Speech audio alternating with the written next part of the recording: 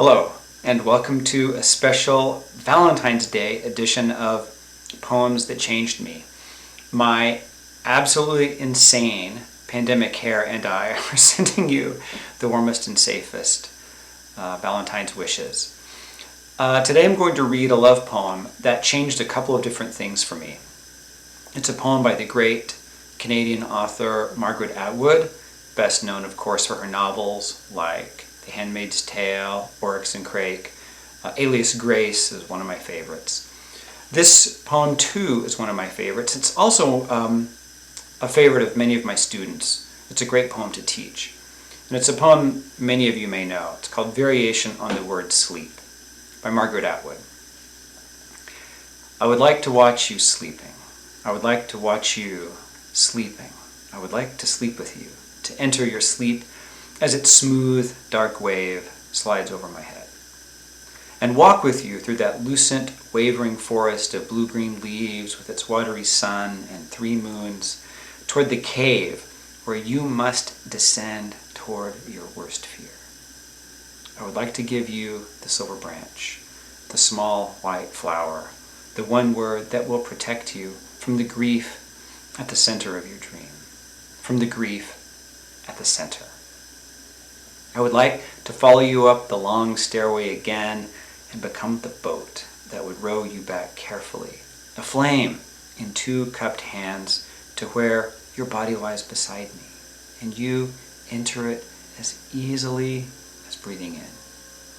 I would like to be the air that inhabits you for a moment only.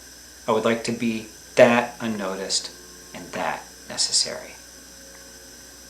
That is a great poem.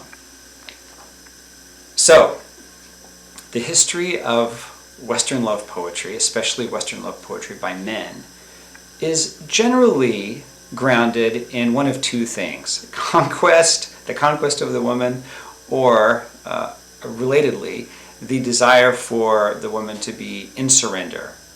And there might be a third, which is this sort of adoration of the ideal feminine, or the ideal of feminine beauty, which also requires the woman not to do too much to upset the dude.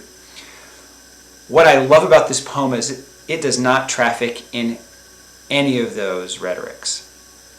It is not a poem about conquest. It is a poem about tenderness. It's not a poem asking for the beloved to be in submission. It's a poem about intimacy.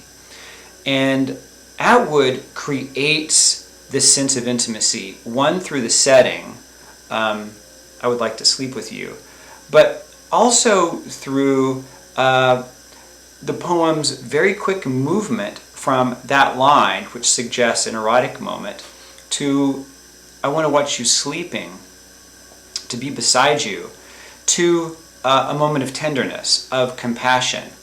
One of the great hooks of the poem is it brings us in with the line, I would like to sleep with you. And we think we know what the poem is going to be about. But then there is that twist that says, what I really want is to be beside you for a really long time, to be part of your dreams, to enter those dreams, and to be with you at your darkest moment. And I would like to help you, and I want to be the person that is not trying to dominate you or control you or win you, but to be there if you need me. That sense of compassion and care is really important in this poem. The other detail I love about this poem is that it's gender neutral. It is not a typical heteronormative love poem.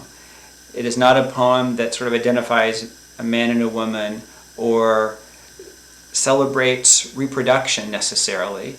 It is a poem that anyone can have access to.